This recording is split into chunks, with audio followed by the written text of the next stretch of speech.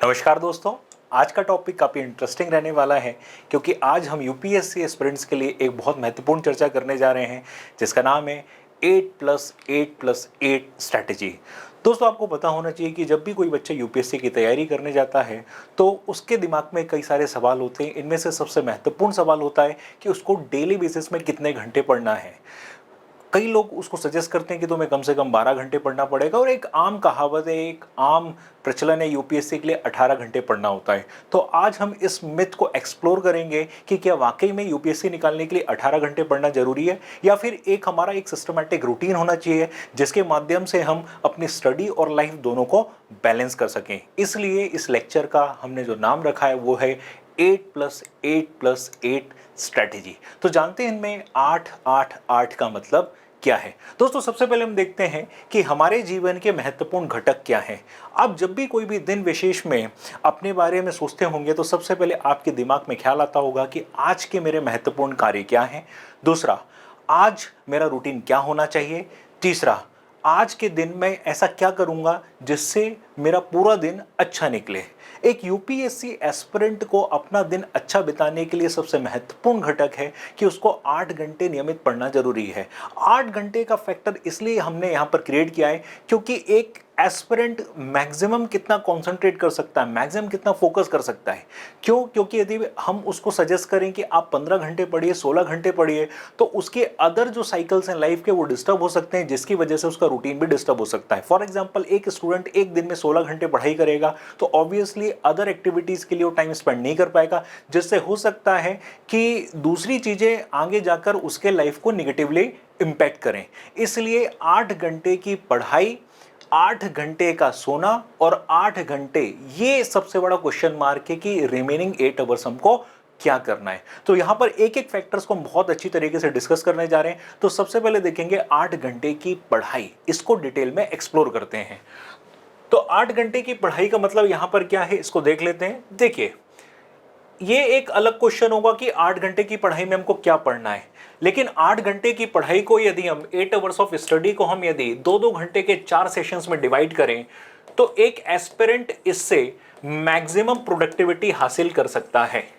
For example, एक student जिसने अभी तैयारी करना स्टार्ट किया है, यदि वो अपनी तैयारी की शुरुआत एनसीईआरटी टेक्स्ट बुक से करता है तो 2 घंटे की एनसीईआरटी टेक्स्ट बुक उसको एक लेवरेज देगी। अगला 2 घंटा यदि वो एनसीईआरटी टेक्स्ट बुक में पढ़े हुए किसी भी चैप्टर को अपनी भाषा में लिखता है, जिसे हम नोट्स भी बोल सकते हैं, यदि अगला 2 घंटा वो नोट्स बनाने में स्पेंड करता है तो इसमें भी उसको एक लेवरेज मिलेगा। अगला 2 घंटा यदि वो न्यूज़पेपर में स्पेंड करता है तो ये भी एक अच्छा, कहीं ना कहीं उसके लिए वेल एंड गुड सिचुएशन रहेगी, उसको एक लेवरेज मिलेगा। और लास्ट 2 आवर्स की यदि अपन बात करें तो इसमें यदि एमसीक्यू प्रैक्टिस यूपीएससी पैटर्न की करता है तो ये भी कहीं ना कहीं आखिरी का 2 घंटा उसको एक सेटिस्फेक्शन प्रोवाइड करेगा।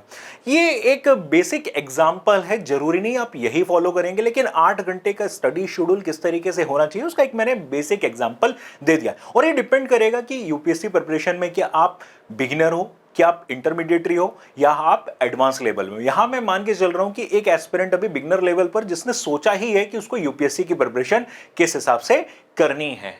अगला जो 8 घंटा होता है वो होता है स्लीप साइकिल का। देखिए, यहां पर आपको पता होना चाहिए जो 8 घंटे का स्लीप साइकिल है इसमें 1.5 आवर्स का डीप स्लीप होना जरूरी है। मतलब लगभग 6.5 घंटे की स्लीप और 1.5 घंटे की डीप स्लीप, क्योंकि डीप स्लीप एक ऐसा फैक्टर है जो हमारे शरीर को पूरी तरीके से ताजा कर देता है। हम फिर से अपनी एनर्जी को गेन करके अपने अगले टास्क की तरफ मोटिवेट हो जाते हैं और साथ ही साथ जो स्लीप में हमको सेटिस्फेक्शन मिलना चाहिए वो सेटिस्फेक्शन भी हमको डीप स्लीप के माध्यम से मिलता है। हालांकि इसको भी थोड़ा बहुत हम इनोवेट कर सकते हैं। इनोवेट कैसे कर सकते हैं कि जो 8 घंटे का हमारा स्लीप साइकिल है, यदि हम इसको 7+1 में तोड़ दें तो 7 घंटे का हम अपना स्लीप रख सकते हैं और 1 घंटा हम बेसिकली क्या कर सकते हैं, योगा एंड मेडिटेशन में डेडिकेट कर सकते हैं। योगा एंड मेडिटेशन में डेडिकेशन इसलिए जरूरी है क्योंकि आप दिन भर में जो कुछ भी पढ़ रहे हो उसको रिटेन करना बहुत जरूरी है। और मेडिटेशन से ऐसा माना जाता है कि आपकी मेमोरी और कंसंट्रेशन दोनों इंप्रूव होते हैं। साथ ही साथ आप कहीं ना कहीं अपने माइंड को, अपनी कॉन्शियसनेस को भी कहीं ना कहीं रीगेन कर पाते हो, क्योंकि यदि आप कॉन्शियसनेस जनरेट नहीं कर पाओगे तो आपने क्या पढ़ा, उसको किस तरीके से इंप्लीमेंट करना है, ये थोड़ा बहुत कहीं ना कहीं डिस्टर्ब होना शुरू हो जाएगा। तो ये जो 8 घंटे का स्लीप साइकिल है, इसको आप अपनी तरीके से मैनेज कर सकते हैं। हाँ, आप चाहें तो 7+1 में इसको ब्रेक कर लें, या फिर 8 घंटे यदि आप सो रहे हैं तो इसमें से 6.5 घंटे की आपकी नॉर्मल स्लीप और 1.5 घंटे की आपकी डीप स्लीप होना जरूरी है। अब क्वेश्चन आता है रिमेनिंग 8 आवर्स क्या है। देखिए, यूपीएससी एस्पिरेंट के लिए जो रिमेनिंग 8 आवर्स हैं, ये कोई नॉर्मल 8 आवर्स नहीं, ये है माइंडसेट। इस 8 घंटे में यदि आपने अपने माइंडसेट को पॉजिटिव कर लिया तो अगला दिन आपका बहुत ही अच्छा जाएगा। यानी आपको वही एक्टिविटी करनी है जो आपके माइंडसेट को पॉजिटिव करती हो, क्योंकि यूपीएससी एस्पिरेंट का रूटीन और एक सामान्य व्यक्ति का रूटीन, इसमें काफी ज्यादा डिफरेंस होता है। एक सामान्य व्यक्ति यदि इन 8 आवर्स को सोशल मीडिया में बिता देगा, लेकिन यदि यूपीएससी एस्पिरेंट इन 8 आवर्स को कुछ क्रिएटिविटी में बिताएगा तो यूपीएससी एस्पिरेंट को अगले दिन क्या करना है, किस तरीके से टारगेट अचीव करने, उसमें कुछ ना कुछ नया मोटिवेशन जरूर मिलेगा। तो ये जो रिमेनिंग 8 आवर्स हैं, इनको किस तरीके से हमको अचीव करना है, किस तरीके से इनको मैनेज करना है, इसके बारे में हम चर्चा करेंगे। इस स्लाइड के माध्यम से एक चीज समझ में आ रही होगी आपको कि किस तरीके से आपको अपनी वर्क और लाइफ को बैलेंस करना है। आज के समय में डिप्रेशन, एंजाइटी और सबसे इंपॉर्टेंट चीज है ओवर थिंकिंग, ये हर तीसरे चौथे व्यक्ति के जीवन का हिस्सा बन चुका है। एक यूपीएससी एस्पिरेंट जब प्रिपरेशन करना स्टार्ट करता है तो कई बार क्या होता है, वो कंफ्यूजन और ओवर थिंकिंग का शिकार हो जाता है।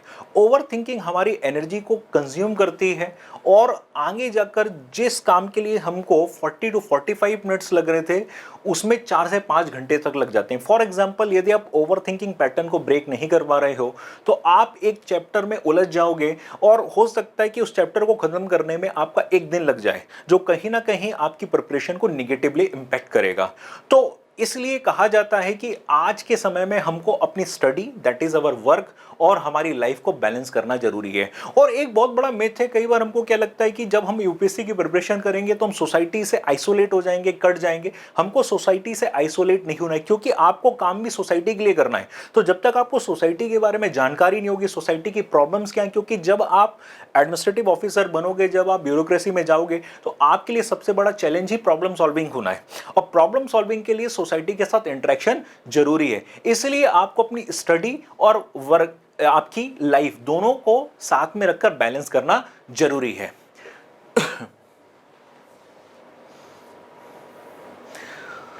इस ग्राफिक से आप समझ पा रहे होंगे कि घड़ी की सुइयां लगातार आगे बढ़ती चली जा रही हैं, लेकिन आपने यदि समय के साथ अपने आप को मैनेज नहीं किया तो आप पीछे रह जाएंगे। कहने का मतलब बस इतना है कि समय तो आगे बढ़ रहा है, लेकिन आपका यदि फिक्स रूटीन नहीं है तो वो समय क्या हो रहा है, वेस्ट हो रहा है। इसलिए एक यूपीएससी एस्पिरेंट अपना टाइम वेस्ट करना एफर्ट नहीं कर सकता है, और ना ही वो किसी एक पॉइंट पर जाकर स्टक हो सकता है। कई बार ये देखने को मिलता है कि बच्चा एक सब्जेक्ट पढ़ना स्टार्ट करता है और उसी सब्जेक्ट में जाकर फंस जाता है, और जब वो बाहर निकलता है तो उसके सामने एक बहुत बड़ा विस्तृत सिलेबस एम्प्टी, यानी बचा हुआ रहता है, खाली, कि इसके बारे में मैंने अभी तक कुछ नॉलेज अटेंड नहीं की, और जो सब्जेक्ट पढ़ा उसमें भी उसको कॉन्फिडेंस नहीं होता है। तो इससे जरूर बचने की जरूरत है। इसलिए आपको अपना टाइम प्रॉपर मैनेज करने की जरूरत है। कई बार मैंने एस्पिरेंट से सुना है कि हमारे पास न्यूज़पेपर पढ़ने का टाइम नहीं है। टाइम क्यों नहीं है? क्योंकि उनके स्टडी अवर्स फिक्स नहीं है। उनको पता नहीं है कि उनका जो स्टडी रूटीन है उसमें न्यूज़पेपर को कितना इंपॉर्टेंस देना है, उसमें एनसीईआरटी को कितना इंपॉर्टेंस देना है, उसमें ऑप्शनल सब्जेक्ट्स को कितना इंपॉर्टेंस देना है, उसमें आंसर राइटिंग प्रैक्टिस को कितना इंपॉर्टेंस देना है, उसमें एमसीक्यू प्रैक्टिस को कितना इंपॉर्टेंस देना है। तो कई बार क्या होता है, पढ़ता तो एस्पिरेंट 8 से 10 घंटे, लेकिन वो एक ही सब्जेक्ट में उलझ जाता है, जिसकी वजह से उसका टाइम मैनेज नहीं हो पाता, और जो उसका बास्केट है सब्जेक्ट्स का, वो क्या रहता है, लंबे समय तक भरा रहता है। तो इसके लिए हमको कहीं ना कहीं 8+8+8 स्ट्रेटेजी को इंप्लीमेंट करना जरूरी है, और अपने सिलेबस को अलग अलग सेक्शंस में डिवाइड करना भी जरूरी होता है। अब जब कभी भी टाइम मैनेजमेंट की बात होती है तो टाइम मैनेजमेंट को हम किस तरीके से समझ सकते हैं? सबसे पहले कि हमारे पास जो टास्क है, जैसे सपोज करो हमारे लिए, एक एस्पिरेंट के लिए टास्क क्या होगा, जैसे फॉर एग्जाम्पल उसने एक सब्जेक्ट उठाया ज्योग्राफी, ठीक है। अब ज्योग्राफी में उसने एक किताब गोची लियाओ ये रेफर की और उसमें उसने क्या किया, इंटीरियर ऑफ अर्थ चैप्टर पढ़ना स्टार्ट किया। तो उसका टास्क क्या बन जाएगा कि ये जो 2 घंटा है इसमें उसको इंटीरियर ऑफ अर्थ क्या करना है, कंप्लीट करना है, ठीक है। इसके बाद टू डू लिस्ट, रिमेनिंग जो उसका पोर्शन है 6 आवर्स का, उसमें उसको कौन कौन से टॉपिक्स कंप्लीट करने हैं, ये क्या होगा, टू डू। प्रायोरिटी, प्रायोरिटी का मतलब क्या होगा कि जो भी आपका 8 आवर्स का स्टडी टाइम टेबल है इसमें किन किन टॉपिक्स को हमको प्रायोरिटी में रखना है। जाहिर सी बात है इसमें हमें सबसे पहले डिसाइड करना पड़ेगा कि हमारे कौन से सब्जेक्ट्स हैं जिनको हमें प्रायोरिटी देनी है, और उसके साथ साथ हमको यह भी देखना पड़ेगा कि किन किन टॉपिक्स को हमको प्रायोरिटी में रखना है। इसके बाद प्रोजेक्ट। अब एक स्टूडेंट के लिए प्रोजेक्ट क्या होगा, जाहिर सी बात है कि जो भी अपनी पढ़ाई कर रहा है तो उसमें कुछ नया इनोवेशन निकाल के लाए, कुछ उसमें टास्क जनरेट करे अपने लिए। जैसे सपोज करो कि उसकी प्रिपरेशन इंटरमीडिएट लेवल पर पहुंच चुकी है, तो उसके लिए प्रोजेक्ट ये हो सकता है कि वो अपने कोई एक टॉपिक को 100 क्वेश्चंस में डिवाइड करके सॉल्व करे, वो उसका क्या हो जाएगा, प्रोजेक्ट हो जाएगा। प्रॉपर प्लानिंग भी जरूरी होती है। Then comes the turn of achievement, इसके बाद हम अचीवमेंट की ओर जाते हैं। तो बेसिकली क्या होता है कि जब हम किसी भी टॉपिक को पढ़ना स्टार्ट करें तो हम सबसे पहले ये जान ले कि इस टॉपिक को हमको कितने समय में कंप्लीट करना है, क्योंकि यदि वो टॉपिक इंडेफिनिट समय तक चल रहा है तो वो हमारे लिए प्रोडक्टिव नहीं रहेगा। स्टूडेंट के लिए, एस्पिरेंट के लिए मेडिटेशन की प्रैक्टिस बहुत जरूरी है, क्योंकि मेडिटेशन ना सिर्फ कॉन्शियसनेस जनरेट करता है बल्कि मेमोरी को भी इंप्रूव करता है। और ऐसा माना जाता है कि आप जब रियल टाइम में पेपर को सॉल्व करने जाओगे तब कहीं ना कहीं आपका जो सबकॉन्शियस माइंड है उसका एक काफ़ी इंपॉर्टेंट रोल रहने वाला है। तो सबकॉन्शियस माइंड को कहीं ना कहीं एक्टिवेट करने के लिए मेडिटेशन का काफ़ी इंपॉर्टेंट रोल है। अब ये मेडिटेशन किस तरीके से हमें बेनिफिट करेगा इसके बारे में भी देख लेते हैं। सबसे पहले जो स्ट्रेस है, स्ट्रेस को रिड्यूस करेगा, और ये बहुत जरूरी फैक्टर है, क्योंकि स्ट्रेस यदि आपका बढ़ता चला जाएगा तो आपका परफॉर्मेंस कम होता चला जाएगा, आपकी प्रोडक्टिविटी गिरने लग जाएगी। एंजाइटी, घबराहट, चिंता, इसको खत्म करने में मेडिटेशन काफी कारगर रहेगा। और जो निगेटिव इमोशंस आते हैं, निगेटिव इमोशंस मतलब these are the vital part of our life. हमने देखा है कि पॉजिटिव से ज्यादा व्यक्ति निगेटिव सोचता है। तो निगेटिव इमोशंस में बेसिकली क्या, एक सबसे बड़ा फैक्टर है मैं ये नहीं कर पाऊंगा। ये जो सेंटेंस है इसको कहीं ना कहीं एरेडिकेट करने में मेडिटेशन काफी इंपॉर्टेंट रोल प्ले करता है। साथ ही साथ किसी भी सिचुएशन के बारे में निगेटिव सोचना या उसको इतना ज्यादा एनालाइज करना कि उसके प्रॉस को छोड़ के उसके कॉन्स के बारे में सोचने लग जाना, तो ये भी कहीं ना कहीं इसको एरेडिकेट करने में हमारा मेडिटेशन काफी इंपॉर्टेंट होता है। फोकस इंक्रीज होगा, आपका क्रिएटिविटी बढ़ेगी, प्रोडक्टिविटी बढ़ेगी, इमोशनल इंटेलिजेंस बढ़ेगा। हमको पता होना चाहिए कहाँ पर हमको किस तरीके से रिएक्ट करना है इमोशनली, हमको कहाँ पर हंसना है, कहाँ पर हमको साइलेंस रखना है, हमको किस तरीके का अपना एक्सप्रेशन रखना है। एक तरीके से देखा जाए व्यक्ति आजकल का जो जीवन है उसमें अपने इमोशनल इंटेलिजेंस को लेकर इतना कॉन्शियस नहीं है। तो इमोशनल इंटेलिजेंस को भी कहीं ना कहीं हम बैलेंस करके चलेंगे लाइफ में तो काफ़ी हमारे लिए अच्छा रहेगा। स्लीप आपका इम्प्रूव होगा। कई बार हमने देखा है कि हम लोग पड़े रहते हैं, नींद भी नहीं आती लेकिन फिर भी थकान भी बनी रहती है। 8 घंटे सोने के बाद भी हमारे शरीर में एनर्जी रीगेन नहीं हो पाती है। तो ये जो स्लीप है इसको भी प्रॉपर बनाने के लिए मेडिटेशन जरूरी है। एडिक्शंस, एडिक्शन का मतलब सिर्फ अल्कोहल नहीं है, सिर्फ स्मोकिंग नहीं है, किसी भी चीज की लत लग जाना। जैसे सपोज करो कि आपको टीवी देखने की लत लग गई है, ये भी एक प्रकार का एडिक्शन है। या आपको सोशल मीडिया साइट्स हर 5 मिनट में खोल के देख रहे हो, ये भी एक प्रकार का एडिक्शन है। और ये जो एडिक्शन है ये कहीं ना कहीं बहुत बड़ा बैरियर है हमारी प्रिपरेशन में। तो एडिक्शन से लड़ने में भी कहीं ना कहीं मेडिटेशन एक इंपॉर्टेंट रोल प्ले करेगा। इम्यूनिटी, इम्यून सिस्टम बूस्ट होगा जिससे हम कहीं ना कहीं बहुत सारी बीमारियों से लड़ पाएंगे। क्योंकि यदि आप प्रिपरेशन के दौरान बीमार पड़ जाते हो तो आपका काफ़ी ज़्यादा टाइम वेस्ट हो जाएगा और उसी टाइम को आप यूटिलाइज कर सकते थे अपनी स्टडी में, और अब कहीं ना कहीं आपको स्टडी से दूर होना पड़ेगा। तो इम्यून सिस्टम भी हमारा कहीं ना कहीं बूस्ट होता है और इससे ओवरऑल हमारा वर्कआउट परफॉर्मेंस भी इंप्रूव होता है। तो कहीं ना कहीं एक स्टूडेंट के लिए मेडिटेशन इंपॉर्टेंट होता है। मेडिटेशन के बारे में आपको काफ़ी ज़्यादा जानकारी मिल जाएगी अलग अलग प्लेटफॉर्म्स में।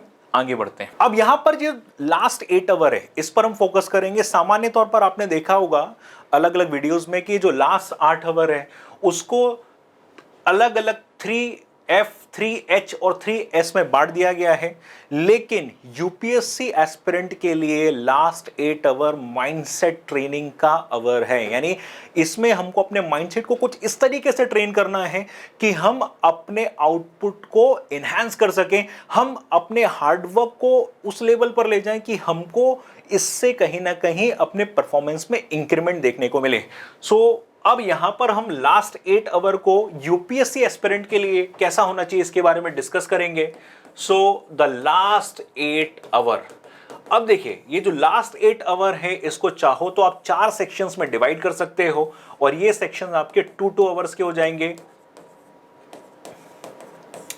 इसमें जो 2 घंटे का सेक्शन है आपका, ये कहीं ना कहीं आपका वर्कआउट या फिर फिजिकल एक्टिविटी से रिलेट होगा। देखिए प्रिपरेशन के दौरान आपको कोई ना कोई एक ऐसी फिजिकल एक्टिविटी चुननी पड़ेगी जो आपको फिट रखे, साथ ही साथ जो आपको स्ट्रेस रिड्यूस करने में भी मदद करे।